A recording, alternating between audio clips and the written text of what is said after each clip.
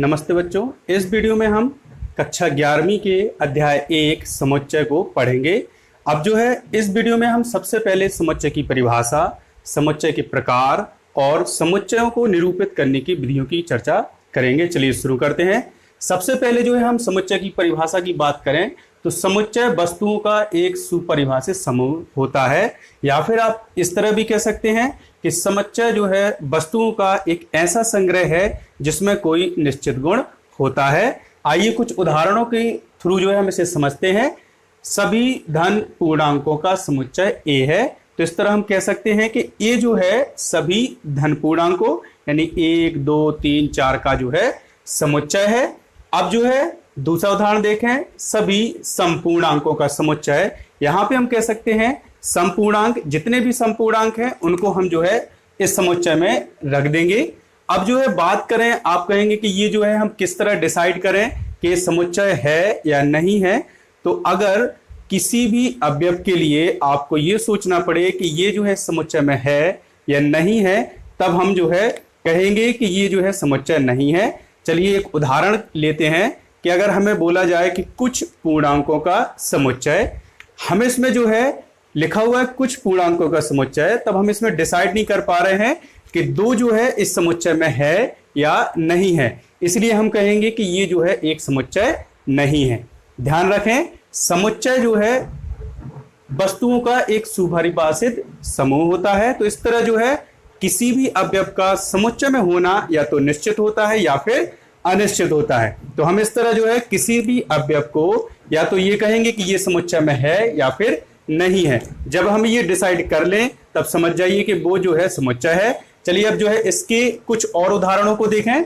सभी अपरिमेय संख्याओं का समुच्चय, इस तरह जो है सभी अपरिमेय संख्याएं जो है इस समुच्चय में आ जाएंगी। सभी ऋण पूर्णांकों का समुच्चय यानी जितने भी ऋण पूर्णांक हैं उनका समुच्चय। अब बात करते हैं कि भाई इन्हें दर्शाते कैसे हैं। तो हम जो है समुच्चयों को अंग्रेजी वर्णमाला के कैपिटल लेटर्स से और उसके जो अवयव होते हैं यानी एलिमेंट्स होते हैं उसको हम जो है स्मॉल लेटर्स से दर्शाते हैं। जैसा कि यहाँ पे हमने एक एग्जांपल लिया हुआ है। ये जो है एक ऐसा समुच्चय है जिसके 2 अवयव ए और बी हैं। इस तरह जो है हम समुच्चयों को कैपिटल लेटर से ए, बी, एक्स, वाई, जेड कुछ से भी दर्शा सकते हैं और उसके अवयवों को जो है स्मॉल लेटर्स से दर्शाते हैं। अब जो है समुच्चय को निर्माण करने की विधियां, किसी भी समुच्चय को निरूपित करने की 2 विधियां हैं। पहली विधि रोस्टर या सारणीबद्ध रूप, दूसरी विधि होती है नियम रूप या सारणी निर्माण रूप। चलिए सबसे पहले सीखते हैं रोस्टर या सारणीबद्ध रूप। इसके लिए एक उदाहरण लेते हैं। सभी अंग्रेजी वर्णमाला के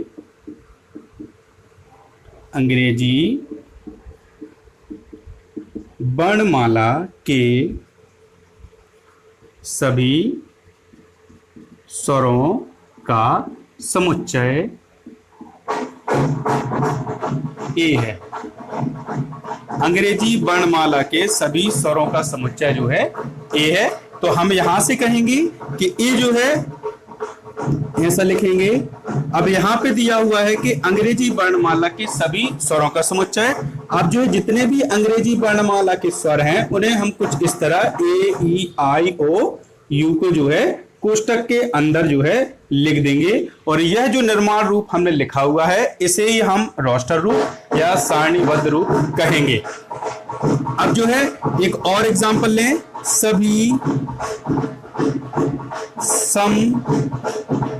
सभी सम प्राकृत संख्याओं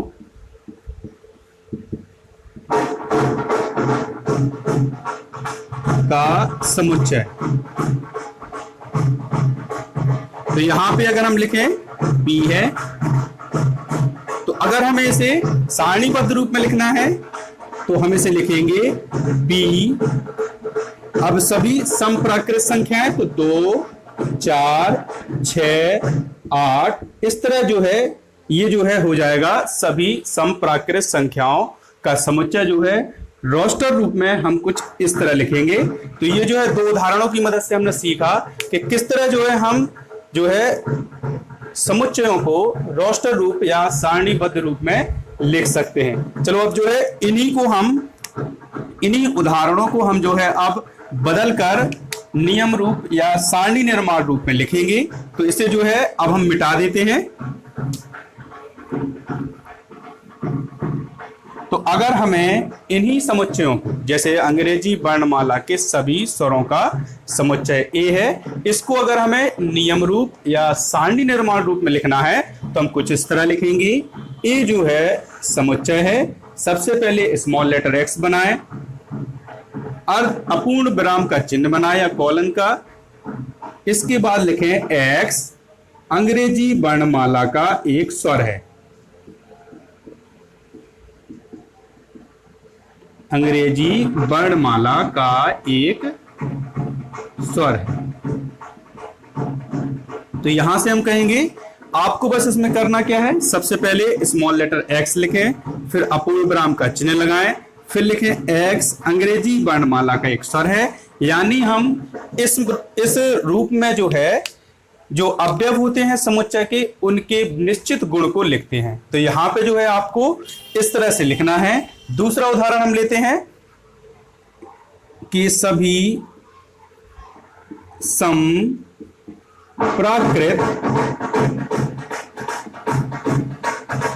संख्याओं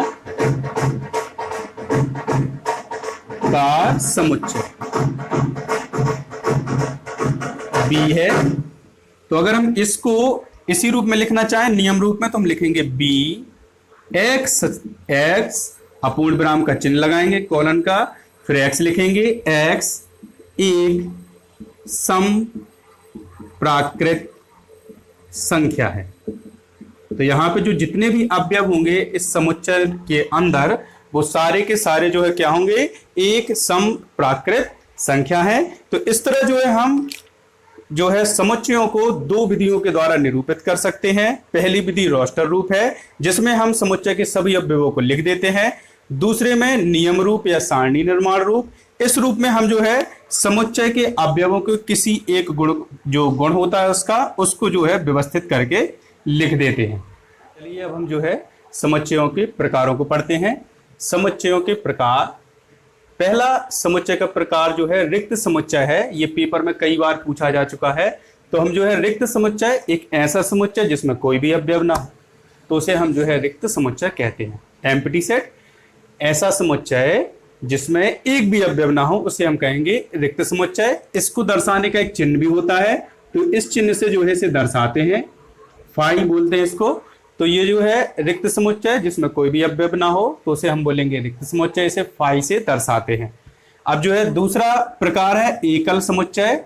तो ऐसा समुच्चय जिसमें केवल एक अवयव हो, उसको जो है हम एकल समुच्चय कहेंगे। यानी उदाहरण की मदद लें अगर,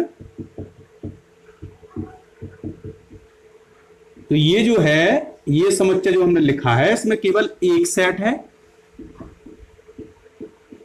तो इसे भाई हम लोग जो है एकल समुच्चय कहेंगे।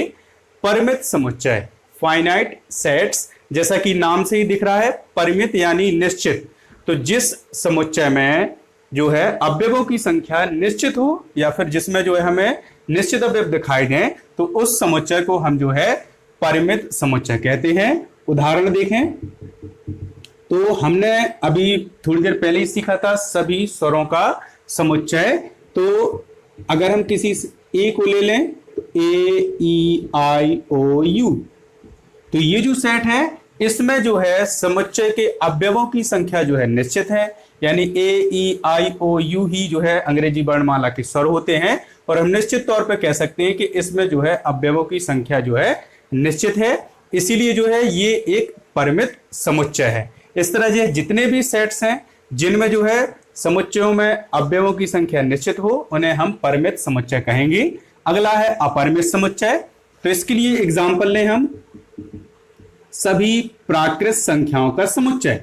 अगर हम सभी प्राकृत संख्याओं के समुच्चय की बात करें, तो उसकी शुरुआत होती है 1 2 3 4, इस तरह जो है ये अनंत तक जो है जाता है। तो इसमें जो है समुच्चय में अवयवों की संख्या जो है अनिश्चित है, इसलिए हम जो है इसे अपरिमित समुच्चय कहेंगे। अब जो है इसके बारे में बात करते हैं भाई, समान समुच्चय। तो जिन दो सेट्स में अवयव समान होते हैं उनको हम भाई समान समुच्चय कहते हैं। एग्जाम्पल लें, कोई अवयव हमें ए दिया हुआ है, इसमें 1 3 5 7 और बी एक अवयव दिया हुआ, बी भी एक समुच्चय दिया हुआ है जिसके अवयव जो है 3 5 7 1। इस तरह जो है हमें दो समुच्चय दिए हुए हैं ए और बी, इनके जो अवयव है वो सभी समान हैं। 1 3 5 7 इसमें भी है और 1 3 5 7 इसमें भी है, भले ही ये विपरीत या फिर अव्यवस्थित क्रम में लिखे हुए हैं। हम लिखेंगे यहां ए और बी समान समुच्चय हैं।